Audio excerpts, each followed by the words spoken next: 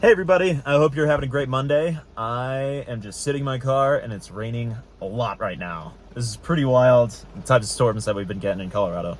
But I just wanted to make a quick video for anybody that's thinking about putting their home on the market, for anybody that's thinking about selling their home. And today I just wanted to talk about listing price. So when it comes to listing price, there's really three different strategies. The first strategy that you can use is what I like to call the needle in a haystack strategy. This is where you take a look at the comparable property sales in your neighborhood, in your market over the last 90 to 180 days. And you figure out what is really fair market value for your home, and you price your home just above fair market value. And what you're looking for is that needle in a haystack buyer, that buyer that's coming out from California. They see that there's really like low inventory, and they take a look at your house and they end up overpaying for it. And that's what you're hoping for as a seller when you're using this type of strategy.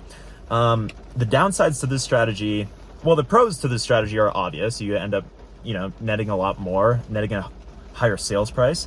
The risks that are involved in this strategy is, number one, the property not appraising. So if they're not a cash buyer, they're going to need to get an appraisal done, and the appraiser is going to see the exact same comparable property sales that you're taking a look at. And if they see that you've overpriced your property, or if that offer price was too high for what's fair market value, then they're only going to loan the purchase price or the appraised amount, whichever is lower. So even if, say you price your home for $650, it's $25,000 over fair market value. The appraiser sees that, they're going to appraise your home for $625, and the buyer's going to negotiate the sales price down.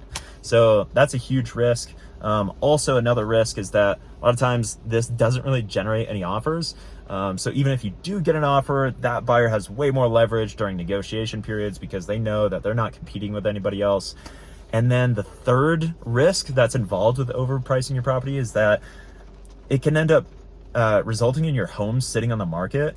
And the longer that it sits on the market, buyers develop this syndrome that's called a WWWTH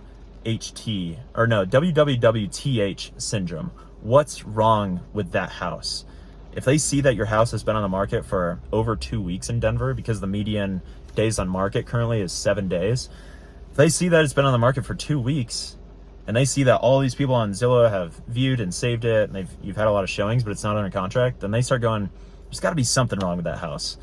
I don't really want to buy it. I want to buy a house that everybody else likes, that all these other buyers have. So they actually lose confidence in putting in an offer. Even if they really like the house, even if they can't afford it, they go, nobody else likes this house, so maybe I would be making a mistake by buying it.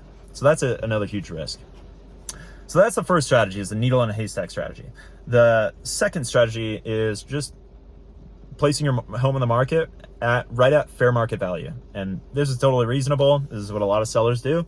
And it could end up netting you a great sales price. And this strategy is pretty self-explanatory, so I don't really need to get too much into it. The third strategy that I'll talk about is placing your home on the market just below fair market value. And when I describe the strategy to sellers, a lot of times they're like confused, like, why would I ever do that? Why would I ask for less than what the property is actually worth? The reason why you do this is to create sort of an auction experience or a bidding war or bidding frenzy. And a lot of times this can actually end up resulting in that needle in a haystack sales price. Reason being is because if you place your home on the market just below fair market value, then that's going to generate the most amount of showings that you could possibly have for your property. The more showings that you create, the more contracts and offers that you get. And when buyers know that other offers are coming in, their confidence for buying the house increases, and they end up bidding over each other, and it spikes up the sale price. And once you actually go under contract, it makes things much easier too, because you have way more leverage as a seller. When you only have one offer on the table as a seller, in Colorado, our contracts are very buyer-sided. So buyers have a ton of leverage. But if a buyer goes under contract, you select them to work with after a bidding war, then during the inspection and the appraisal period, if they're trying to negotiate with you, if that buyer is being hard on you, then you can easily just say like, hey, we have like 5 other buyers that we can work with if this doesn't work out. So what do you want to do? So you have a lot more leverage as a seller, and buyers are typically way easier on you when there is that bidding war sparked.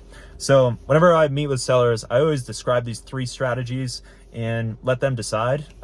Different strategies are going to work better for different sellers.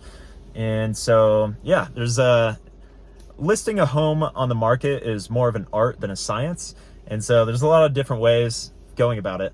If you have any questions about selling your home, or if you want any extra tips or strategies, feel free to reach out to me. I'm always happy to talk over the phone or share free advice. So have a great rest of your Monday, and go Nuggets!